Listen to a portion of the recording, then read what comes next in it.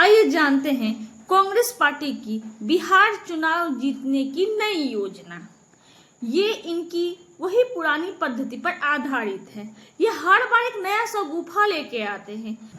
कभी रफाल चोरी तो कभी चौकीदार चोर है, तो अभी अभी उनका एक नया शगुफा है वोट चोरी का। अरे भाई साहब, ये वोट चोरी और अपना समय भूल गए। वोट की जब डकैती करते थे, बूथ डकैती होता था, वो भूल गए। मौलाना अब्दुल कलाम का चुनाव भूल गए। हारे हुए लोग को नेहरू जी ने जो जिताया था वो सब भूल गए। वो सब अपना थोड़ा सा पुराना इतिहास जान लीजिए।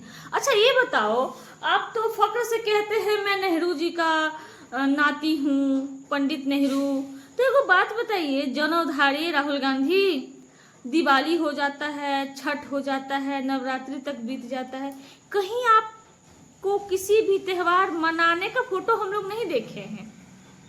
रक्षाबंधन बीत गया, कथित तौर पर आप और प्रियंका गांधी का राखी बांधते वास्ते कोई फोटो वीडियो वायरल नहीं हुआ।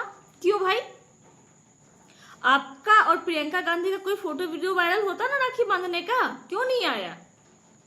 हाँ, लेकिन जब रमजान होता है तब आप लोगों का जो एक आता है, कौन सा, इफ्तार पार्टी, बड़े प्यार से आप इफ्तार पार्टी मनाते हैं। हम सल्यूट करते हैं, इफ्तार पार्टी में आपको जाना चाहिए, अच्छी बात है, हम लोग भी जाते हैं। लेकिन हम राखी भी मनाते हैं, हम छठ मनाते हैं, हम हर त्यौहार भी मनाते हैं, हम ईद में भी जाते हैं, सर्व धर्म सम्मान हम करते हैं। आप क्या करते हैं ये बताइए? अरे दिल जीतिएगा तब ना।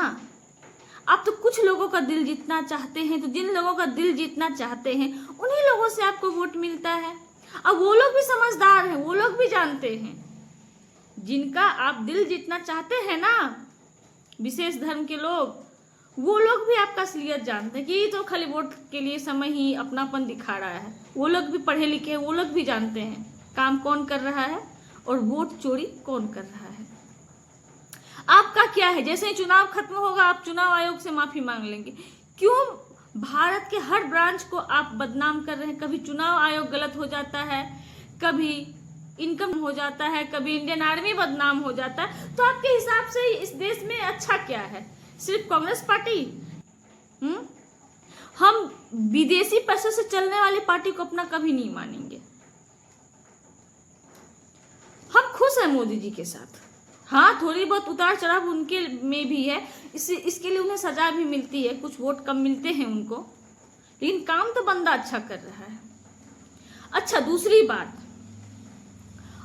बात ये आ जाती है मेरे प्रिय राहुल गांधी जी, आप चुनाव जीतने के लिए करते क्या हैं? आपने क्या स्ट्रेटजी बनाई? आप युवाओं के लिए क्या करने वाले हैं कि एक किताब ले लिए, लाल किताब, जिसको आप संविधान बता रहे हैं, सर पे लेकर नाच रहे हैं, संविधान बचाओ, संविधान बचाओ। संविधान ऐसे नहीं बचेगा जैसे आप बचाने की कोशिश कर रहे हैं। और संविधान सुरक्षित हाथों में है, नहीं तो उस बंदे के पास जितना बहुमत है ना, कुछ भी कर सकता था। समझ गए? आप कर क्या रहे हैं चुनाव के? अपने मुद्दे क्या रख रहे हैं हमारे सामने? आप भारत को कहां लेके जाएंगे ये बताइए? आप आतंकवाद को, भारत से आतंकवाद दूर करने के लिए कौन सा स्ट्रेटजी ला रहे हैं? पश्चिम बंगाल में सुरक्षा देने के लिए, उसके लिए आप कौन सा कानून बनाएंगे ये बताइए? आप पश्चिम बंगाल में महिला सुरक्षा के लिए कौन सा कानून बनाएंगे? जरा इसके बारे में हम लोगों से डिस्कस कर लीजिएगा। आप बेरोजगारी दूर कैसे करेंगे? जरा इस कानून के विषय में भी राहुल गांधी आप अच्छे से समझाइएगा। आप देश की सुरक्षा व्यवस्था कहां लेके जाएंगे? किस तरह के हथियार आप बनाने वाले हैं? ऐसा कौन सा हथियार बनाएंगे जिससे भारत मजबूत राष्ट्रों की श्रेणी में आएगा? इसके बारे में बताइए। हम लोगों को वो जानना है कि आप कौन सा ऐसा हथियार बनाएंगे जिससे अमेरिका हो या पाकिस्तान हो या चाइना हो, कोई भी भारत की ओर आंख उठा के ना देख पाए। हम ये चाहते हैं। आप कर पाएंगे कि आप ये जाति जनगणना, वोट चोरी, ये सब कोई मुद्दा है? बेरोजगारी, अरे हर 10 साल में ना बच्चे बेरोजगार होते हैं। एक समय आता है उन्हें रोजगार या तो खुद तलाश लेते या रोजगार उन्हें तलाश लेता है। बेरोजगारी तो हर 10 साल पे आएगी। और जिसको रोजगार करना होता है वो रोजगार करते सब आपकी तरह नहीं है। कि आप निकल गए एकदम खुली सड़कों पर तिरंगा यात्रा करने के लिए। कौन सा यात्रा करते हैं भगवान ने जाने, कौन सा यात्रा करते, भीड़ इकट्ठा हो जाती है। भीड़ इकट्ठा ये होती क्या, ये वही पप्पू है, ये वही पप्पू है जिसको हम टीवी पर से सुन के हंसा करते, लोग हंसने के लिए जाते हैं और आप उस भीड़ को सीरियस ले लेते हैं। कभी उनसे पूछा है कि आपने वोट किसको दिया? वोट कोई चोरी नहीं होती। हाँ, मोदी जी ने दिलों की चोरी की है। अब देखिए, सबसे बड़ी बात, आप जीतने के लिए चुनाव लड़ते ही नहीं। आपका एक ही फंडा है कि हमको मोदी को हराना है।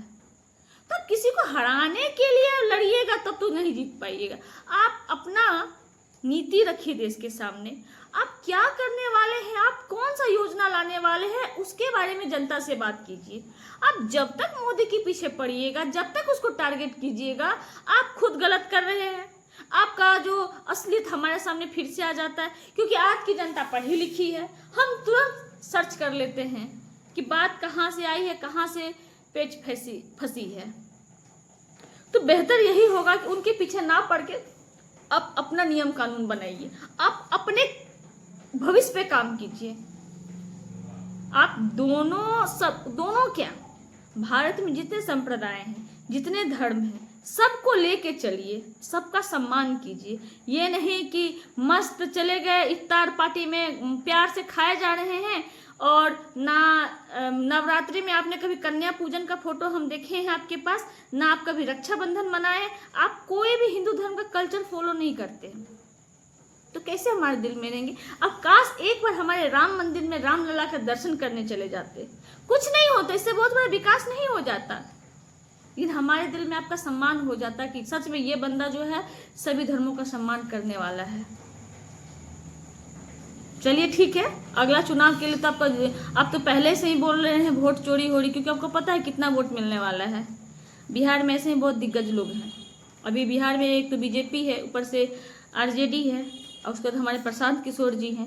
इसके बाद से आपको वोट बचेगा तो आपको मिलेगा, मतलब कि आप बिहार से हाथ धो ही लीजिए और मस्त वियतनाम हो चाहे अमेरिका हो या फिर अपना इटली उटली घूम के आ जाइएगा। आपका तो यही है। लेकिन शादी कब कीजिएगा जी? आप कब कीजिएगा? ये देश आपको प्रधानमंत्री नहीं बनाएगा। वो जो इटली वाली मैडम है, सॉरी मतलब कि जो भी है इटली में, आप जाइए, एंजॉय कीजिए, घूमिए फिरिए, आइएगा मस्त चुनाव के बाद। Best of luck. क्या कहें, चुनाव तो हारने वाले हैं।